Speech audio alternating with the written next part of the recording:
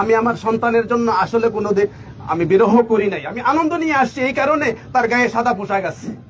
আচ্ছা, পোশাক দিয়ে তাকে আমি সাজাইয়া নিয়ে আসছি, যেমন নাকি বর সেজে আসে, কনের বাড়িতে বর সেজে আসে, আমি তাকে সাজাইয়া নিয়ে আসি জান্নাতে দেওয়ার জন্য।